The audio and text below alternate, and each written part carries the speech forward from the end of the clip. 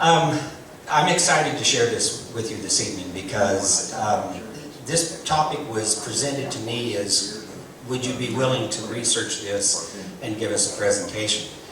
And the information that came out of it was even a surprise to me.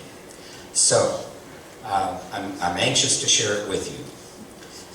Throughout Book of Mormon research that correlates Central America to the Book of Mormon lands, researchers have made the assumption that Jesus Christ is symbolized by the Central American god called Quetzalcoatl. So the question is, does this fit?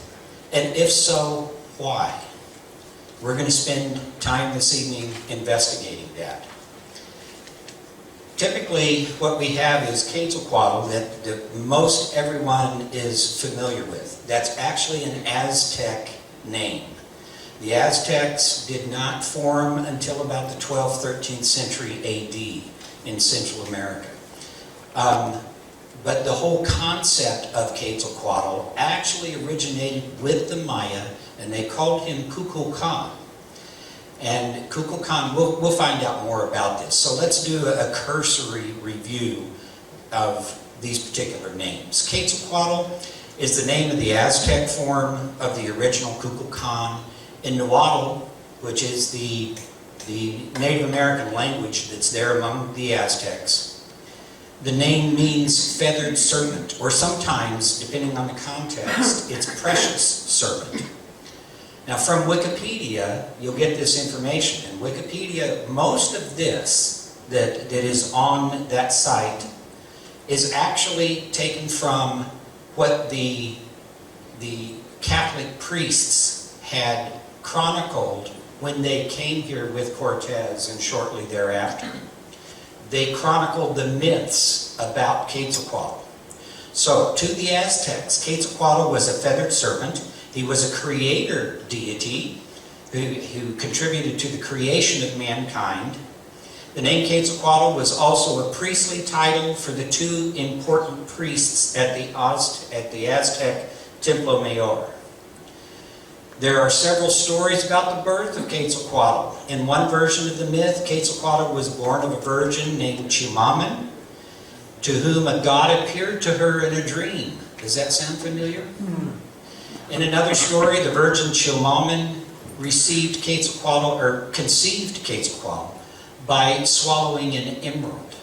The color green has always been a sacred color in Central America. A third story narrates that Chimaman was hit in the womb by an arrow shot by Quetzalcoatl, and 9 months later she gave birth to a child which was called Quetzalcoatl. The fourth story narrates that Quetzalcoatl was born from Quetzalcoatl, who already had 400 children who formed the stars of the Milky Way. And that particular one actually connects Quetzalcoatl to the stars. And you'll see later on, as I start presenting some of this, why that's an important connection.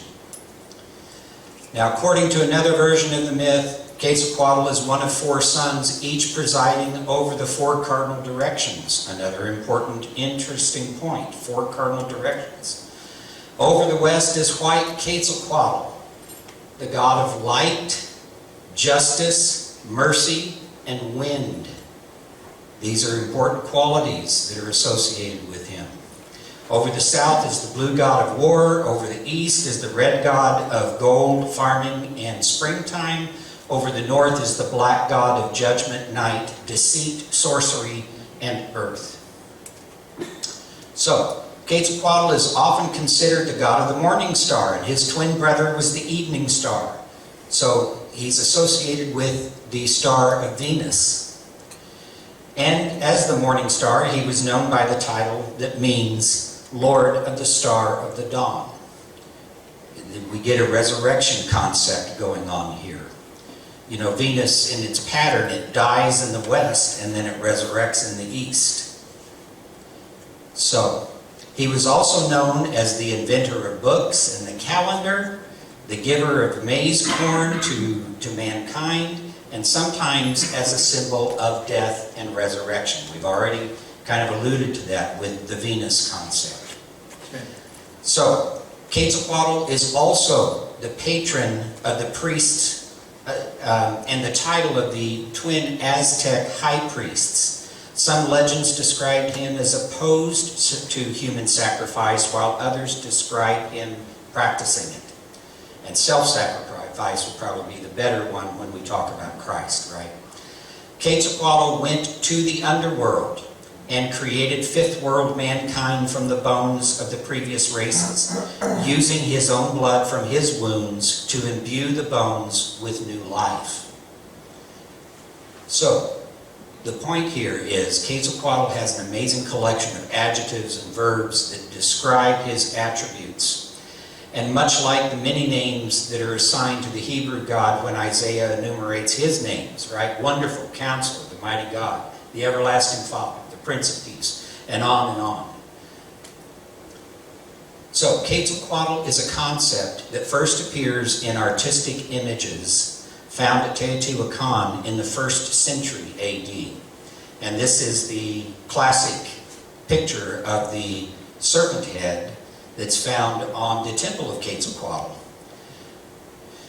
And you see here, it's not just one serpent head. The entire temple was adorned with all of those serpent heads. And also notice the serpent, you have the heads with a Tlaloc head off to the side, and they alternate every other one. But tying it all together, you see the serpent going across. And it's a feathered serpent. It's Quetzal feathers that's on that serpent. So, that's Quetzalcoatl. Now let's talk about Kukulkan. Kukulkan is a regional name from the Yucatan and the Patan of Guatemala. It is, in essence, a different name by language only, and its usage appears in the classic Maya period. It is describing the same god and imagery as Quetzalcoatl. Why do I say that? Because at Chichen Itza, you have these huge serpent heads that are at the base of the stairway on the El Castillo temple there. And you see it's the same images. It's a feathered serpent. The Yucatan religion of Kukulkan was the first religion to overcome the cultural divisions that had previously existed in the Mesoamerican region. In other words, when this concept of this god came along and that religion spread through the area, it actually unified the cultures that had been at warring with one another. This passage I'm about to read comes from the book that's called The Ancient Maya. This cult, it's referring to the Kukulkan religion, facilitated communication and peaceful trade among peoples of many different social and ethnic backgrounds. That concept, what I just read there, is very different from most of Mayan history. Most of Mayan history, you go and you read of all these different sites. They're talking about, and these people were at war with these people, and these people were at war over here, and they conquered. The stela in Dos Pilas talks about piles of heads and pools of blood when they went into Tikal. I mean, so the fact that you actually have a period where there's a cohesion is very notable. And this Kukulkan religion actually matches up with that time frame. This concept of the Mayan feathered serpent god was so strong when it came around the 1st century AD, that it survived 1,000 years of cultural changes and was adopted by the Aztec culture, where it was given the name we all recognize today as Quetzalcoatl. Concepts and imagery for Quetzalcoatl typically do not appear until the 1st century AD. Some epigraphers say that Leventa Stela 19 is a 900 BC image of Quetzalcoatl. However, something needs to be considered. And you're familiar with this if you've seen any of Neil's presentations, because he's done a very extensive presentation on Stela 19. You see, Quetzalcoatl goes all the way around and encircles this man. But the carving of the stone cannot be dated. You can't date when it's carved. its creation date is an assumption. The king list on the colossal head and the ambassador stone were also at Levinta, where this particular stone was found. And they are Maya carvings. We know that because of the type of the actual language, or what am I thinking of here? The epigraphers are looking at it's Married-Ogam. And the Olmec didn't work in Married-Ogam. Married-Ogam was a written alphabet, basically, that was used by the Maya. Therefore, this might be a 1st century AD carving and not a 900 BC carving as assumed. So, while the use of the Quetzalcoatl imagery may have singular instances prior to the 1st century AD, it is only after this time that the use of it and the growth of the cultural myths spread across the continent. This time period coincides with the advent of the risen Christ in the Americas and the legends of the bearded God who descended and brought with him powers that only a God can possess. So, having researched the origins of the various names for the feathered serpent, it is apparent from many of the attributes that they parallel particulars of Jesus. For example, a creator God, born of a virgin, self-sacrifice and resurrection, and the head of the priesthood. All of those are important factors in their legends about him, and they parallel the important concepts of Jesus Christ. So, now let's look into why a feathered serpent would be used to symbolize Jesus Christ. In our research, we have discovered that there are 2 symbolic concepts that are key to creating the paradigm, the mindset, the context, which unlocks the understanding of the Mayan ancient belief systems. First, there's the concept of the Egyptian Bennu bird. Okay? Herodotus was a Greek historian who traveled to Egypt about 450 BC to study at the Egyptian temple with the priests in Heliopolis, which today it's the modern-day city of Cairo, where Heliopolis is located. So while he's in Heliopolis, Herodotus learned about the legend of the Bennu bird. Here's how it goes. This is a bird that flies to Heliopolis once every 500 years. He arrives carrying with him the bones of his parents encased in a ball of myrrh. And this is actual a pyramid text representation of the Bennu bird. It's a large heron with 2 long crest feathers. So he goes to Heliopolis. He then selects a tree at the Temple of the Sun where he makes a nest from fragrant twigs. The light of the sun then causes the nest to be engulfed in flames, and the bird, the tree, and the nest all burn to ash. Out of the ashes rises a new bird who then flies back to his place of origin and prepares to return in another 500 years. Herodotus brought this legend back to Greece, where it was later westernized into what we today call the phoenix. And I personally believe that Herodotus was originally taught a prophecy of the Messiah who would come to the Temple of the Sun in Heliopolis in about 500 years. Remember, he went there at 450 BC.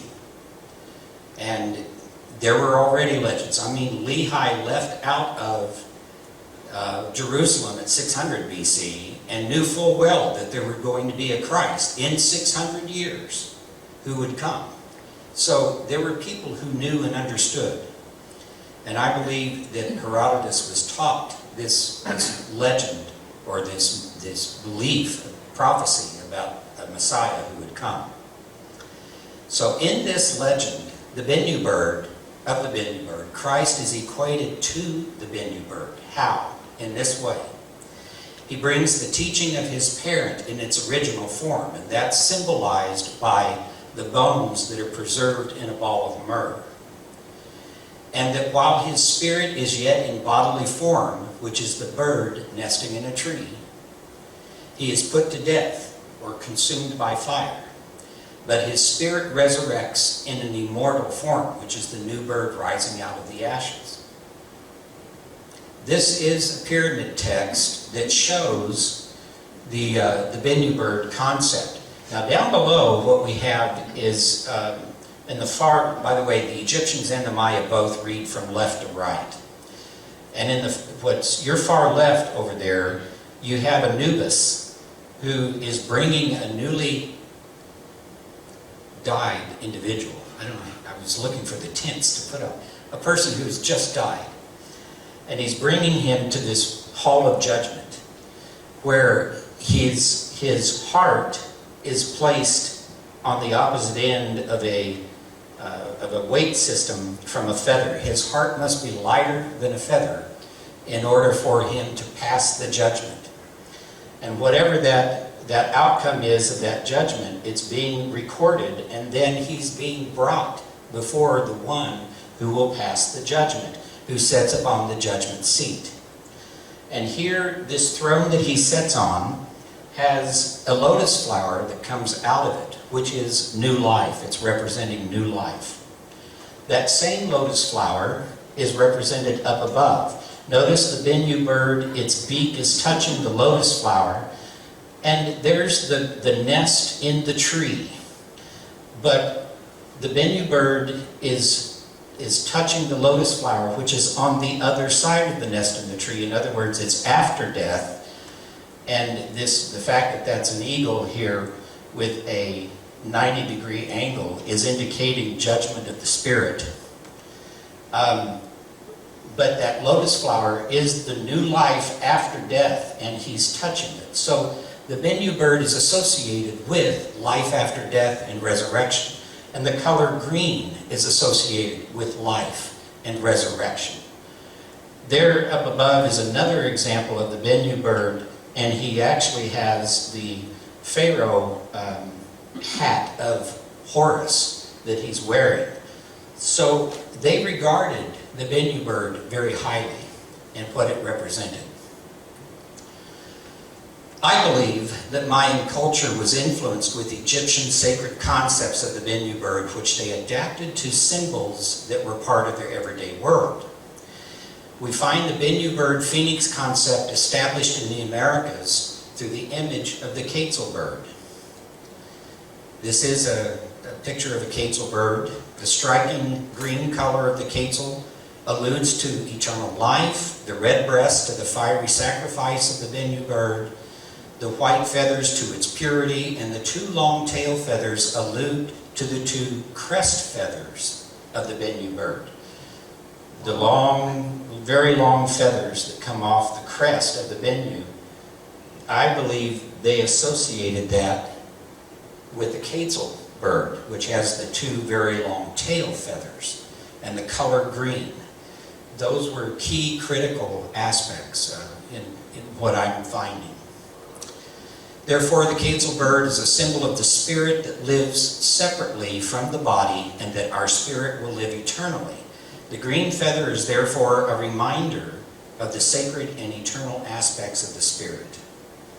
Do you follow so far? Okay. Now, here's an example. This stela is from Chincoteague, which we believe is city of Nephi. And it depicts a priest over on the right. On the left, is a king that's opposing the priest. And we believe that the priest on the right is Abinadi. In this depiction, Abinadi is pushing his hand forward through the flames as a gesture of saying, what you do to me will be done to you. It's going to be like back at you. What you do to me is going to happen to you. Well, we know from the Book of Mormon story, that's exactly what happened. In this depiction, Abinadi wears a Quetzal feather headdress. This is one of the earliest depictions of the Quetzal feather to symbolize spiritual leadership. I believe Abinadi may have been the inspiration for using the Quetzal bird as their symbol for spiritual sacredness. He fulfilled all the aspects of the Quetzal, or the Bennu bird. The green color alludes to the spiritual nature of his act, the red breast to his sacrifice by fire. The white feathers to the purity of his message, and the two long tail feathers, again alluding back to the Bennu bird, and the fact that it alludes to their long-held myths or beliefs of life after death. Now, as an example, the city of Yaxchilán has a huge collection of stela and lintel carvings that depict the important ruling class of that city. Well, we believe that Yaxchilán is the Book of Mormon city of Zarahemla, where Mosiah became king and brought the Hebrew heritage of the brass plates to the people of Mulek. The spiritual Quetzal headdresses are prolific here, as shown on this next slide. You see how huge these glorified images are of the Quetzal. In this upper left, we have Mosiah, shield jaguar, Mosiah, who is receiving somebody who's bringing a covenant people into Zarahemla. This is my interpretation, by the way, which I believe that that's illustrating Limhi, who's bringing the people of Limhi with him. Isaiah makes a reference in the 21st chapter about being kicked out of a land like a ball violently tossed in a foreign land. And you'll find in Zarahemla or in Yaxchilán and several other places balls that are being put into play either by a ball player or, like what's going on here, being carried. And I believe that's representing a people who are being moved. And there's a bow on top of that indicating a covenant, that there's a covenant people that are coming into the city of Yaxchilán, which would be Zarahemla. This up here is Alma. It's bird jaguar. That's Alma, and I believe that that's Korihor. That's the pronouncement, and you see the left hand is up in the mouth, and where he can't speak. Korihor was made dumb by the pronouncement of Alma. And in both of these here at the bottom, it's Alma 1 who is transmitting the power of the high priesthood to Alma 2. It's bird jaguars that are in both of this. And look at this. That's an indistinct, it's undeniable, a cross. And look, there's a Quetzal bird coming down from the heavens, like a celestial bird. And we'll see more of that here in a minute. So, Yaxchilán is the earliest major Maya city that displays a highly detailed history of the people of the region, and it was a spiritual center for the early Maya. The Book of Omni indicates that Zarahemla is a spiritual and historical center for both the Mulekites and the Nephites. So, I believe there's a parallel there. Therefore, there are sacred spiritual principles connected to the Quetzal bird as a symbol of our eternal nature in our spirit, and the fact that the spirit lives on after the death of the physical body. Now, the second concept to share with you is I want to introduce to you the cube of space. This is a Hebrew concept, by the way. The Hebrew alphabet is comprised of the following. There are 3 mother letters, there are 7 letters with 2 sounds, and there are 12 letters with a single sound, for a total of 22 letters. The 3 mother letters are assigned to the 3 axes of length, width, and height, right here. There are fundamental elements also assigned to each one of these 3 axes. The east-west axis is the Hebrew mem, and the symbol for that is water. The north-south axis is the Hebrew letter shin, and the symbol for that is fire. And the earth-to-heaven axis is the Hebrew letter aleph, which is wind. Together, they represent the moment of creation. And it goes like this. In the beginning, God created the heaven and the earth. and the earth was without form and void, and darkness was upon the face of the deep, and the Spirit of God, wind, moved upon the face of the waters, the east-west axis, and God said, "Let there be light," which is fire, and there was light. That's the north-south axis. Therefore, the three mother letters and their elements symbolize the fundamental form of our physical existence. The three directions, length, width, and height. That is the genesis of our existence, the plane that we walk through. The 7 letters with 2 sounds are the 7 points created by the endpoints of the axes and the point of their intersection. So each one of these is a line segment, and there's a point at the end of each line segment. And then there's another point where all the lines intersect. And the Native Americans have a way of honoring the 4 directions, and I'll share it with you. And it exactly expresses what's here. I honor the east, the south, the west, the north, grandmother earth, grandfather sky, and then the point within my breast where all these axes meet. The heart. Okay? So, the 12 letters with 1 sound represent the 12 lines that form the boundaries of the cube. So, the Hebrew alphabet provides a matrix for the cube of space. And thanks to Einstein, we understand that the cube of space is a representation of the 4th dimension of time and space. In other words, we as finite individuals are confined within this cube because we have a beginning and end, just like the line segments here have a beginning and an end.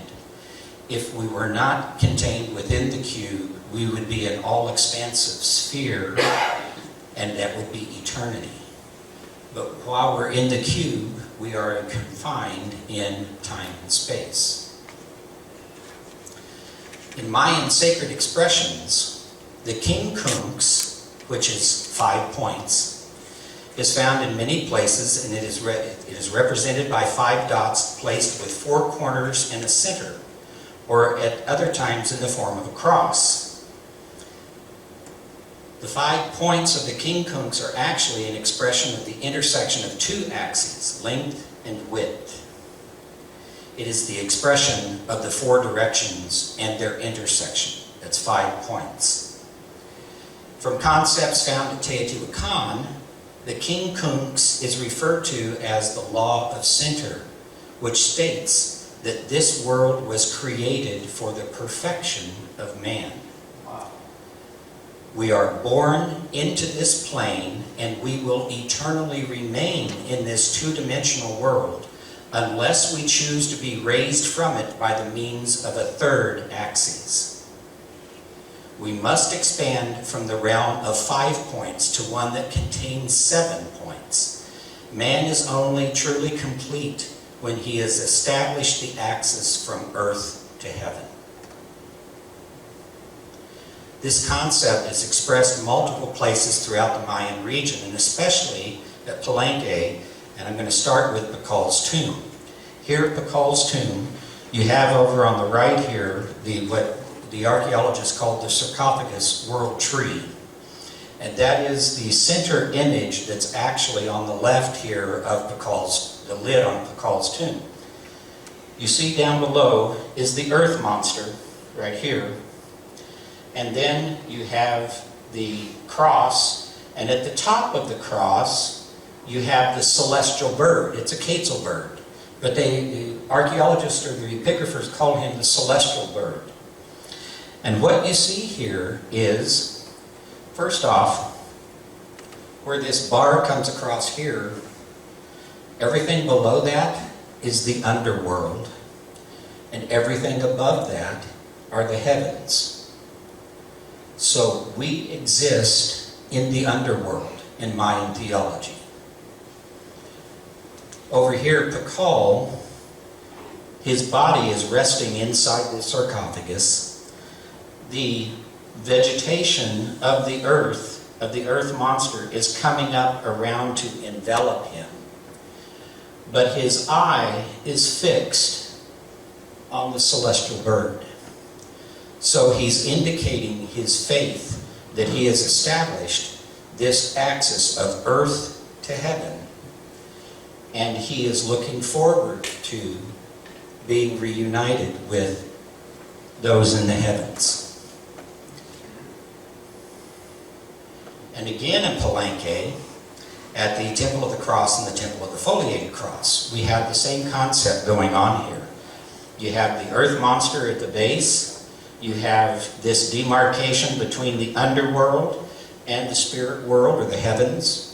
You have up here the celestial bird that's coming into the nest. This is actually, the way we interpret this, this is a depiction of Christ's birth. This is when he came into human form and was touching this axis of earth to heaven so that he would descend into the underworld to be with us.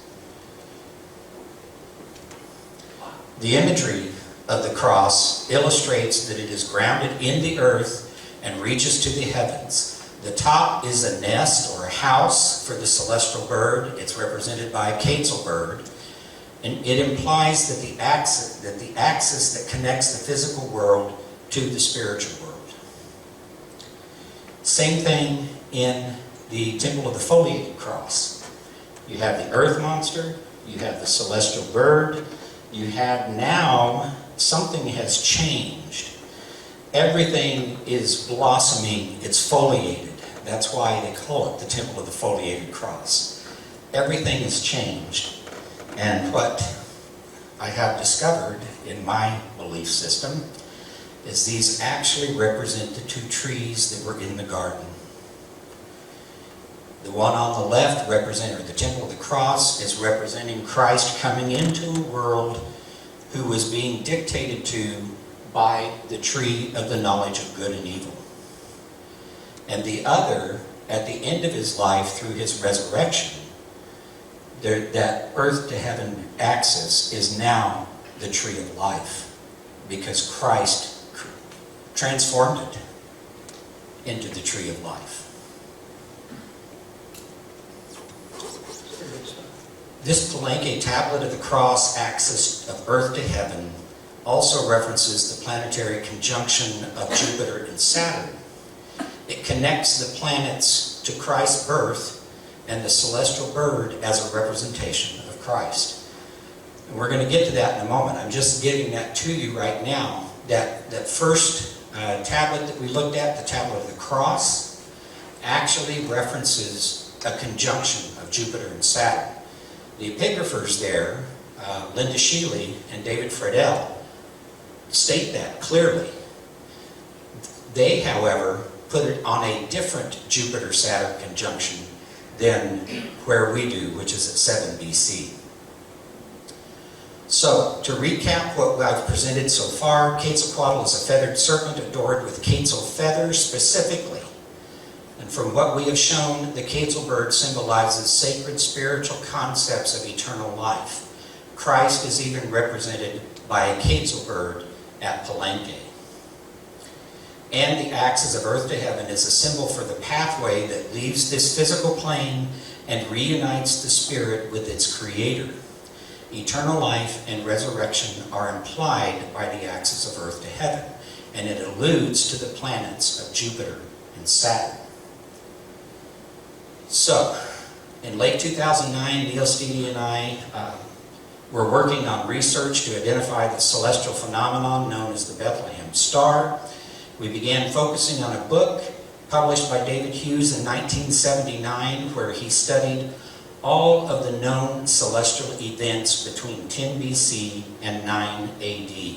That's a 20-year span of Babylonian and Chinese records and trying to figure out what of those events might be the Bethlehem Star. The Star of Bethlehem mystery investigated comets, eclipses, meteor showers, conjunctions, and supernovas. The conclusion drawn by Mr. Hughes was that the best candidate for the Bethlehem Star is the 7 BC triple conjunction of Jupiter and Saturn. Now, let's compare this Jupiter-Saturn conjunction to some of the concepts we've already discussed, okay? In the Hebrew belief systems, the 7 points created from the 3 axes are also associated with planets from our solar system. In other words, the east is represented by Mars, the west by the Sun, the south by Mercury, the north by Venus, and then where all 4 where those 2 axes meet in the middle, it's represented by the moon. Take a quick look at that.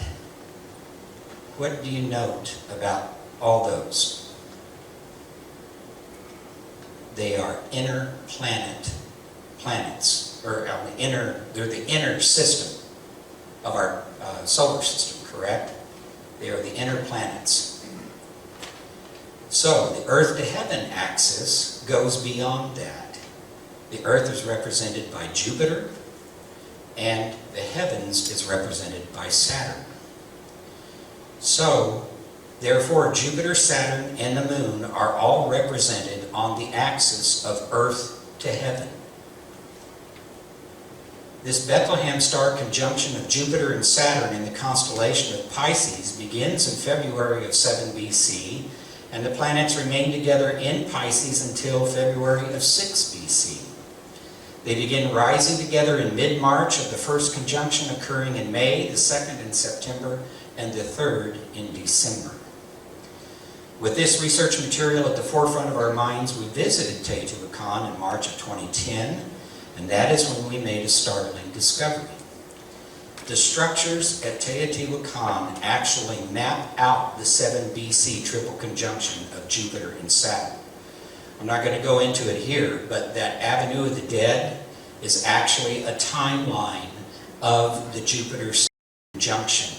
And the structures and where they are indicate that there is a birth that took place on somewhere between September 8th and September 9th of 7 BC.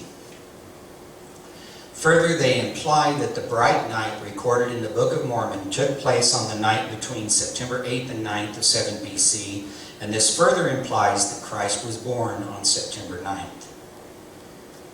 Now, this is a celestial map. I use CyberSky to do this.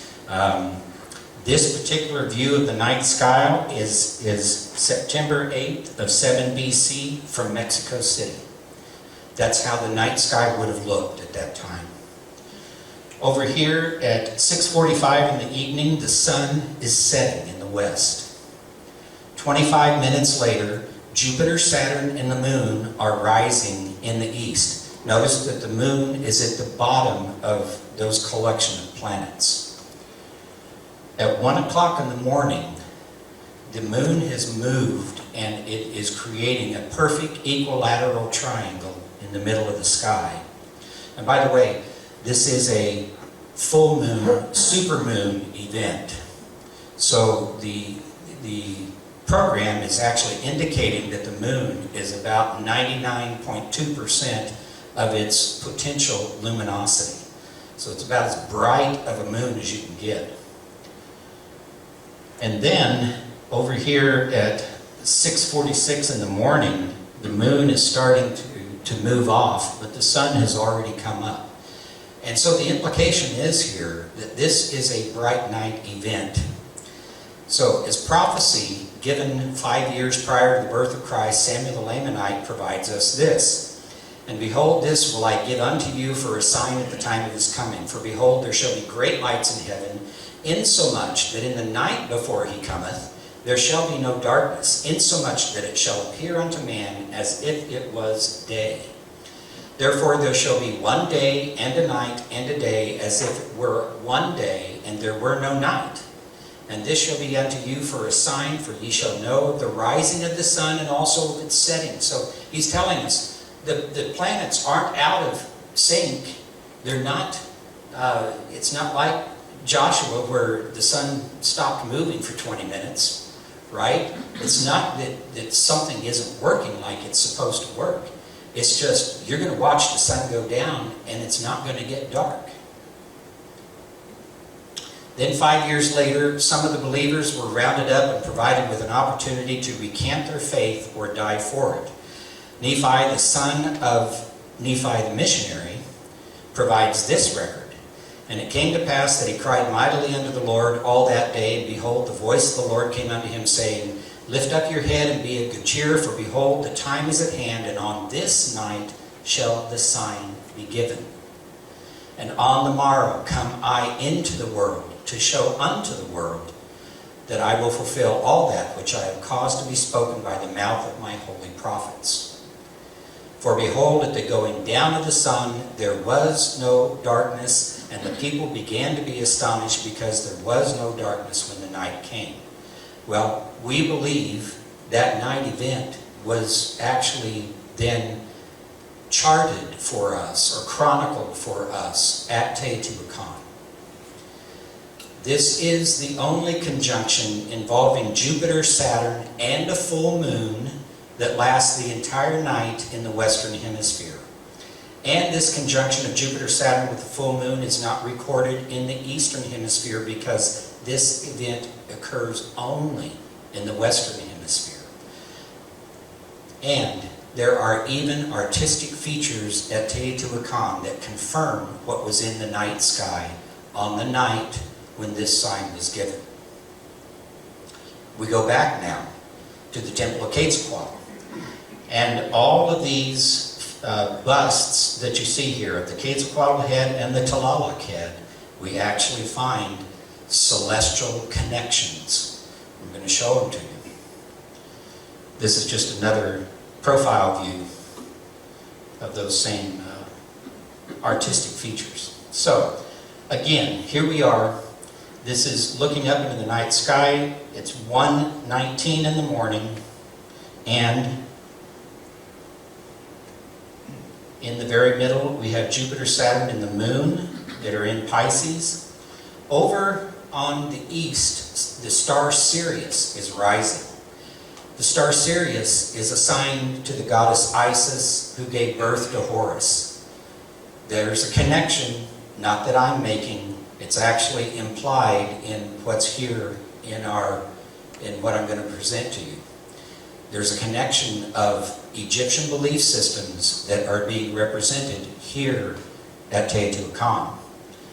That in essence is Christ's star. In the northernmost constellation is Draco, the serpent. The southernmost constellation in that night sky is Phoenix. The westernmost in the ecliptic is Capricorn, which is the ram fish. And the easternmost in the ecliptic is Gemini, which alludes to our dual nature, our physical versus our spiritual nature. So, let's take a look at the Quetzalcoatl head, the serpent head. Draco is represented in the snake itself, the snake head. Phoenix is represented with the feathered plumage. It's both at the back of it, but then the feathers cover the snake head as well. Capricorn is represented with the curled horn over here on the side of that. So this is not a literal depiction, correct? Do you know a snake that has feathers and it has a horn on the side? No, this is not literal. This is symbolic. It's pulling elements that are in the sky of that night, and they're putting it together in an artistic feature. Gemini is represented with the mirrored features. The fact that these are designed in such a way that if you put a line right down the center all the way, that what's on one side is mirrored on the other. And then all of these are emerging from a blossom, as in a birth, something that is opening up and birthing.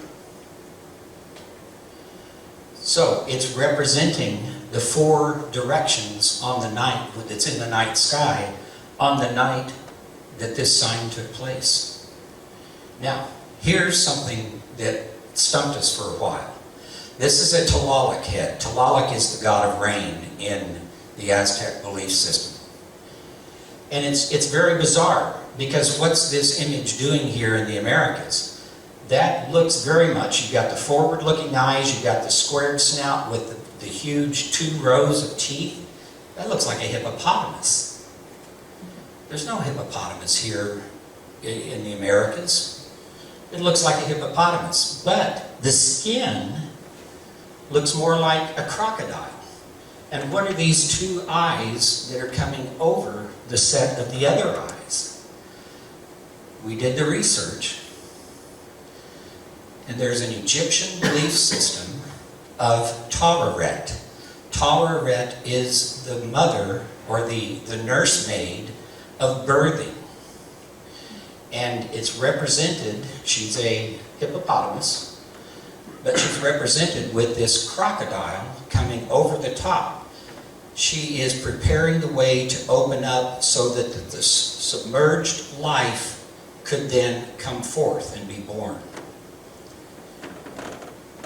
Also, you see these black dots?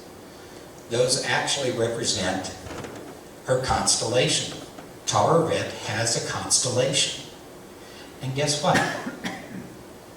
Her constellation is the Little Dipper that's wrapped in Draco, and is also in the northernmost part of the night sky. So you have a birthing that's being greatly implied by this feature of the water god, or the rain god, Tlaloc, but who looks like a hippopotamus with crocodile skin. I mean, it's just, there's nothing in life like it. It has to be symbolic. And there we have the tie to Egyptian belief system. But also notice, Jupiter, Saturn, and the Moon are all represented on the axis of Earth to heaven.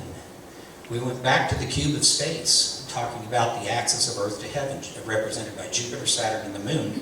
And that's exactly what's happening here. Jupiter and Saturn and the Moon, Phoenix, Taweret, and the Serpent. All these concepts, all these symbolisms are tied together in the night sky. It is a God who came out of the heavens and came to earth. And this entire temple is screaming that this is a birth, and it is the serpent. And by the way, one thing we didn't show, there's also a ram horn on this, on Tlaloc head. And I think all 3 of these features being found here, you have the ram's horn here on this head of this serpent, you have the ram's horn on every one of these Quetzal heads, and you have a ram's horn on every one of the Tlaloc heads. It's all telling us that it is the birth of the ram who would be the sacrifice for us. You can see it here. Also, Quetzalcoatl is known as the god of wind. Remember, I read that early on. He was the god of wind. And the axis of earth to heaven is represented by the Hebrew letter Aleph. Aleph is described as the breath of God. It is the holy wind, or the Holy Spirit. So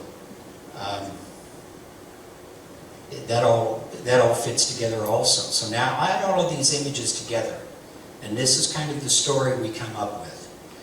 The serpent was the central figure that led to the fall of man in the garden.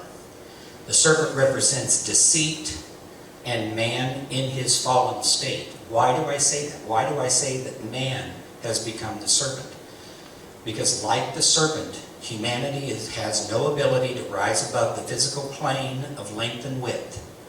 The best he can do is slither to the highest point in God's creation. He cannot rise above this earthly realm, not of his own volition. Jesus took upon himself the form of fallen man. He became a fellow serpent by entering into our fallen world, into our underworld. But Jesus, in serpent form, as fallen man, resurrected and received the feathers of the phoenix, or the Bennu bird, when he arose to new life. Thus he became the feathered serpent. He opened the pathway from earth to heaven and invited us to follow him.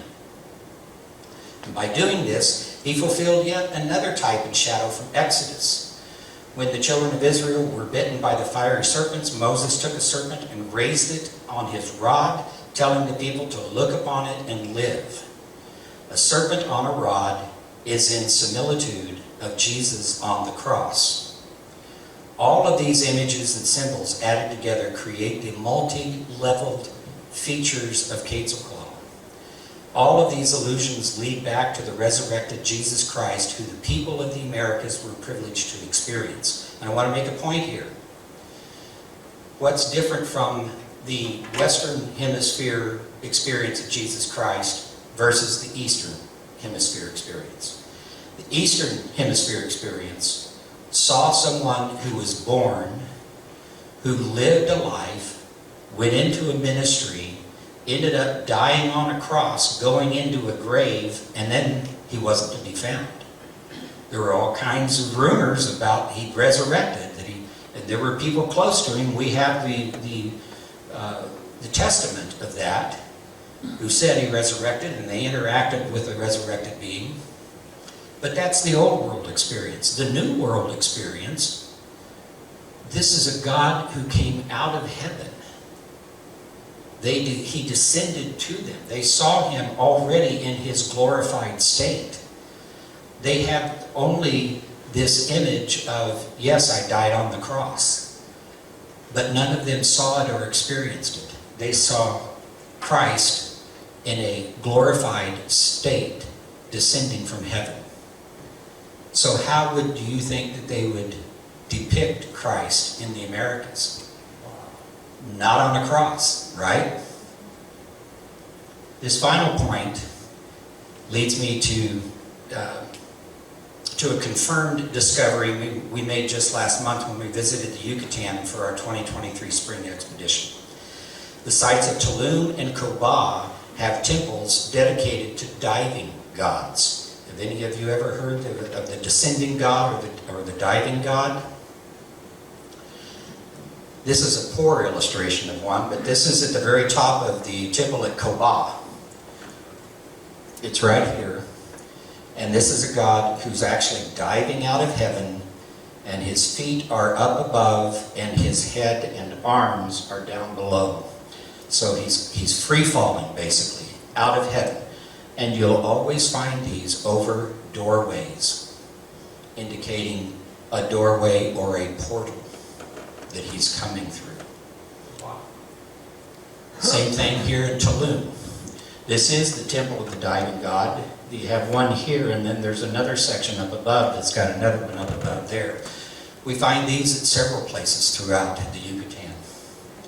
This is a close-up, and you see over here on the right, I've given you actually an image of a diving god that's been on the outside of a vase. And it gives you a better understanding of what you'd be seeing here, where this plaster frieze has actually started to disintegrate.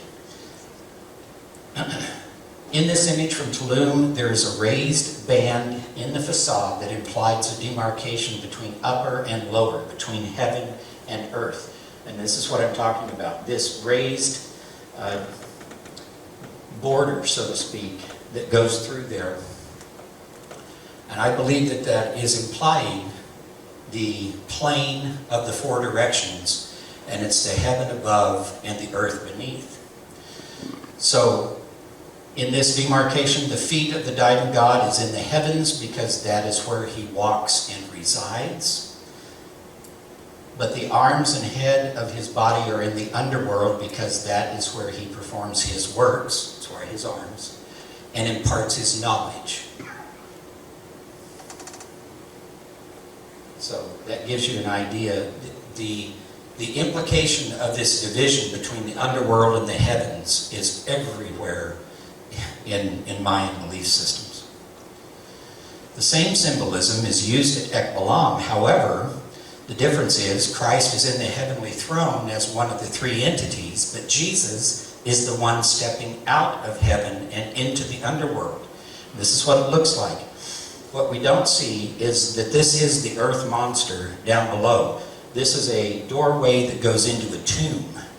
And so this is the mouth of the earth monster. You see the teeth here. And these gods have had victory over death. It's basically what it's saying. And I believe this is representing God, the Holy Spirit, and Jesus. And it's representing Jesus because he is the one who came out of the heavens and came into our existence.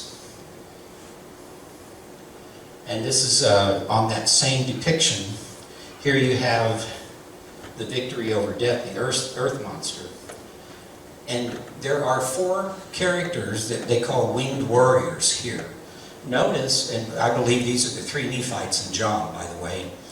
Notice that they also are above death, but they're outside of that normal pattern that takes us from death to our Maker. That's a straight earth to heaven axis. Something is going on. These 4, there's 2 on the other side and 2 on this side. These 4 are outside of that normal pathway of death and then to our Maker in the heavens. The same symbolism is displayed at the temple of Kukulkan at Chichen Itza. And we're back here to the feathered serpent. Notice this also has a ram's horn on it, like what we found at Teotihuacan. Kukulkan, the Mayan equivalent of the Aztec Quetzalcoatl, like the diving god, has his tail in the heavens and his head on the ground. He's taking upon himself the human form of the serpent and descending into the underworld. So what I can't show you, because we can't see it from the ground, they won't let you go up there anymore. At the very top, there's actually depictions of that tail that's up at the temple up above. So the tail is where he originated from. He originated from the heavens, and he is coming into our earthly existence. Why do we say that? Because on the equinox, the shadow on the balustrade at sunrise shows the undulating body of a snake descending from heaven to earth. The equinoxes are roughly the spring and fall Jewish feasts that coincide with the birth and death of Christ. But here you see, this is a depiction, or this is actually that shadow that's cast onto the balustrade. This was actually taken at sunset. And what's interesting is, at sunrise, because of the way that light happens, or the way that the sunrise happens, the sun comes up, and the shadowing on that balustrade is actually showing the humps moving down. So the light of the day opens up, and Christ descends. He is the light of our day. And so in the evening, when the sun sets, now that shadow is shown going up. So the light then is removed from the world at the end of the day. It's all intended. It's an incredible message.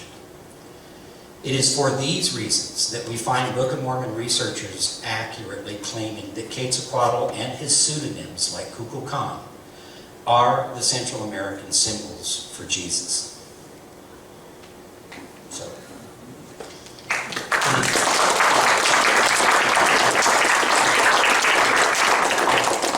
any questions? Yeah. Yes? September he was born, April's when he was resurrected. That's what we're finding at Teotihuacan. He's born in September. And then, yes, we do have his resurrection in the spring. Yeah. Any other questions? In the Egyptian pictures, I Yes. noticed there were people holding the crosses with the loops on the top. And then later Yes. on in the picture, the people weren't holding crosses anymore. Yeah, there's a total, it's interesting, I've looked at that quite a bit. The ankh, the Egyptian ankh is the cross, and at the top of it is a circle, or a loop, like you say. That is a symbol for life. And what's interesting is that row of 14 at the very top, the first 7 are holding it, and the last 7 are not. Right. So I'm not sure what's being symbolized with that. I would have to look deeper into it. But personally, I believe 7 is the number of completion. Right. It is the number of the end of a cycle, or the completion of a cycle. 7 days of the week, 7 years of lean, 7 years of plenty. You know, the 7 sabbatical years. All of that is a cycle. And the 8th day then is the beginning of a new cycle. So 8 is the number of resurrection. I'm thinking that it may be implying spiritual and physical. We have a dual life experience. We have a spirit that is an eternal spirit, and then we have a body that dies. And so the 7 that have the ankh in their hands are the first 7, and then the second 7 do not. So I'm not sure, but that's a good observation. Anything else? Okay. Thank you. Appreciate your time. Thank you.